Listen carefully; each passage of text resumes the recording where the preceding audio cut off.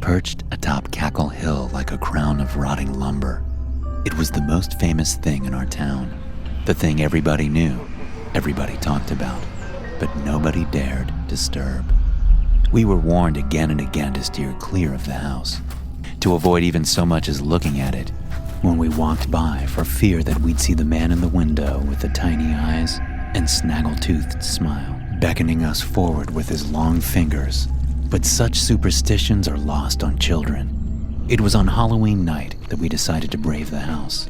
There were 3 of us then, 12-year-olds, and small enough to navigate the maze of bramble that encircled the hill, deft enough to avoid the sharp thorns that pressed in upon the house like a barbed wire fence.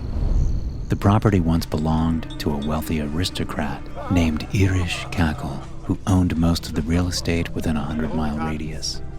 The story goes that Cackle had a taste for delicacies. He enjoyed fine foods from all across the world, whether that be escargot or snake wine. He loved to try things, eat things. At one point, he decided to try human flesh. And at one point, he decided that he liked it. Kids' flesh, most of all.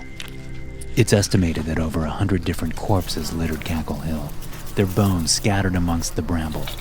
These days, it's officially recognized as a burial ground, a final resting place for a legion of people with no name and no history, no record of their existence besides the occasional femur rising from the dirt. 22 years ago, though, the legend spun into overdrive. On Halloween night, 1989, 4 children crawled through the thickets of thorns and made it into Cackle House.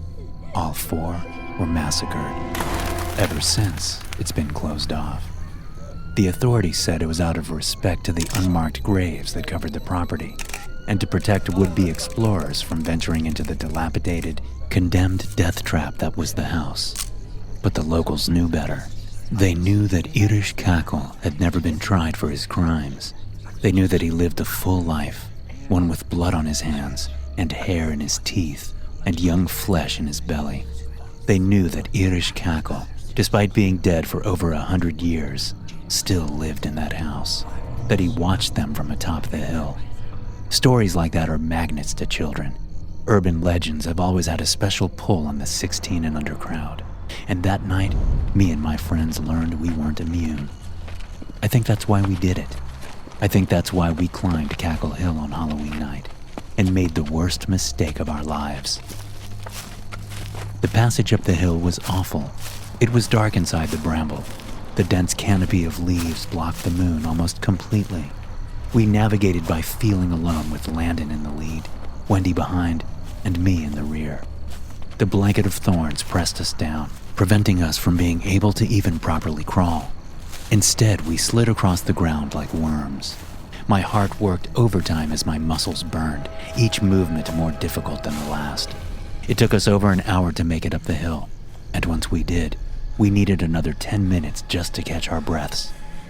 As we did, we realized just how alone we were.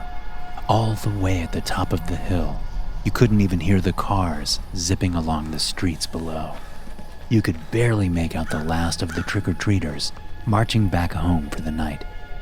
It was just us and the house. It stood 20 feet away, a tall, teetering structure draping us in its shadow. The front of it was covered in broken windows and rotting wood. Its walls, now sagging and in many places crumbling, looked to have once been painted white, but all that remained of that were chips of discolored beige. I pulled my jacket tighter about myself. It suddenly felt cold. "This place even feels haunted," Wendy muttered. "That's just what they want you to think," Landon said. "Dead people are dead people. There's no such thing as ghosts. My brother told me the only reason they say all of that gossip is because there's actually a lot of valuable stuff inside Cackle's manor, but they don't want kids looting it." It was hard for me to imagine being able to loot much of anything from the house. It was a tight enough fit coming up